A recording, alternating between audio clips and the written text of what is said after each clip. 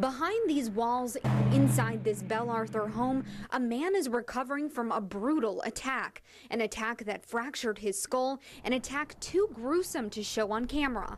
Authorities say one of the three suspects was at the victim's home earlier in the night. She left and then came back with company. The victim heard a knock at the door. When he opened the door, he was rushed by that female along with another female and a male subject. Authorities say the trio then beat the man up. They overpowered him, they laid him on the floor, went put their body weight on him, tied him up, hit him a couple of times with a shotgun, and robbed him of some personal belongings in the house. The suspects got away with the victim's flat-screen TV, his wallet, cell phone, and shotgun. After they left, the victim, 53-year-old Grant Beacom, was able to get up, go into the kitchen, and use a knife to get untied. He told us he then called for help. The victim didn't want to go on camera and talk about what happened, but I can tell you when I went inside his home to talk with him, I could tell immediately there had been a struggle because there was blood everywhere. He has a black eye, fractured skull, and had to have 20 stitches in his head, and it may take weeks before the swelling goes down. At this time, we don't think the victim knows the suspects. We think it was a opportunity, and they went there looking to rob somebody, and they chose him. The victim says from now on he plans on keeping his doors locked. He says the suspects also got away with his keys, so to be safe, he's had the locks changed at his home. Reporting in the Greenville newsroom, Amanda Brannon, News Channel 12. Surveillance video captures the moment when a would-be robber runs into a convenience store owner. He was approached by an individual who had pulled a shirt up over his face. The employee reported that he was struck with a weapon in his head. There was a struggle between the two, and it ended with shots being fired by the employee at the person who was there to rob him, and the suspect ran away.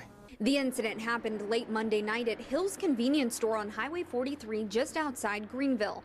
The owner didn't want to talk on camera, but he told us he was taking the trash out when the disguised suspect approached him. Red Pittman was inside the store at the time. I didn't hear nothing, but the only thing I hear was gunshots going off. So I opened the door and asked him if he's all right out there. And what'd he say? He said, yeah. He kept on shooting. Well, I think everyone has a right to protect themselves. You just have to be smart about how you do it. Lieutenant Chad Suggs doesn't think anyone was struck by the flying bullets, including the would-be robber. But because of the populated area, someone could have been. If you choose to carry a weapon, you need to get some training on that weapon and the law so that you don't do anything that gets you in trouble. This isn't the first time the store has been targeted. In the past year, there have been 2 armed robberies in May and an attempted armed robbery in November.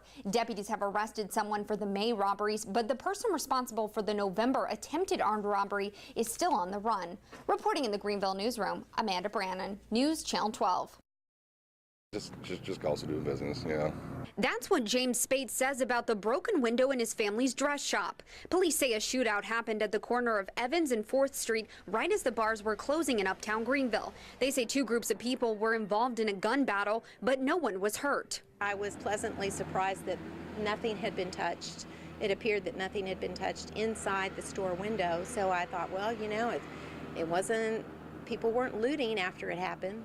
Nell Hayes has lived next door to Bradshaw's for several years. She says she and her husband slept right through the gunshots. It doesn't really surprise me nobody did anything, because usually it's just, you know, something else goes on and then it gets, you know, something like this gets busted. Spate says damage like this doesn't happen often. In fact, the last incident happened nearly a decade ago when a drunk man busted through the glass. Spate's family has been in business in the uptown area since the 50s, and like the last time, they will move on. Board it up and contact my aunt, and we'll get it straight, you know. Before the family arrived, Hayes did her best to start the cleanup process.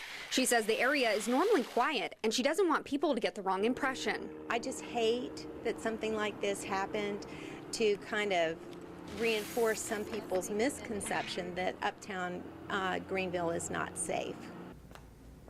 Authorities originally took 3 people into custody for questioning, and detectives say additional arrests may be coming.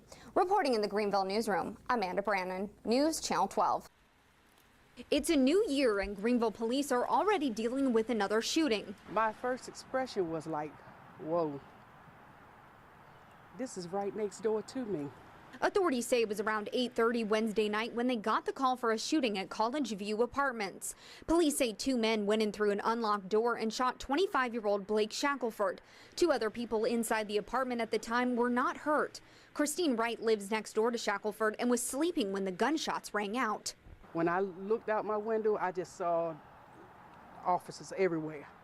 And tape was from here from my railing to all the way around the back.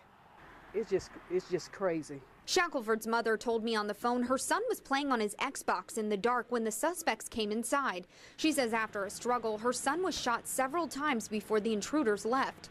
Wright says Shackelford and his roommates have always been friendly, and she believes the suspects may have picked the apartment at random to rob.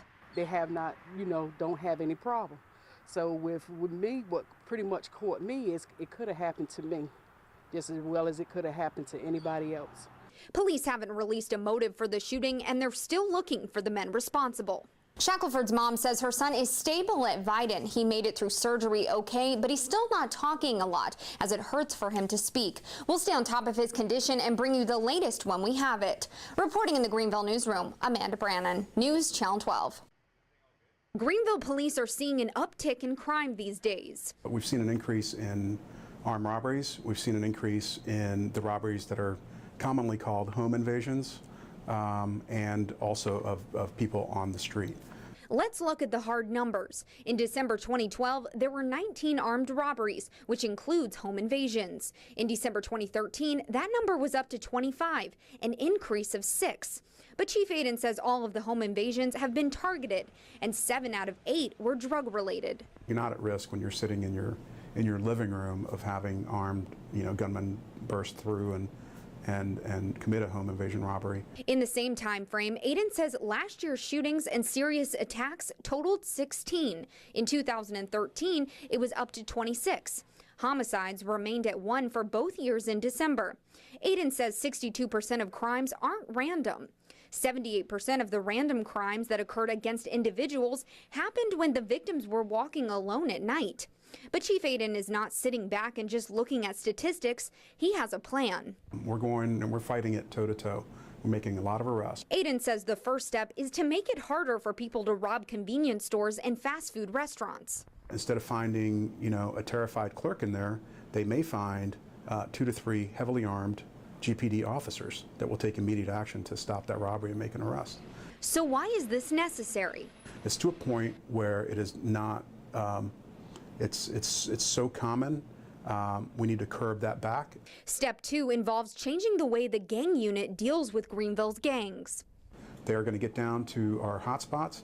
They're going to follow these gang members around. They're going to make life not fun. If you would like to take a look at GPD's strategic plans for the next 2 years, you can find a copy of these online. They're available in both English and Spanish.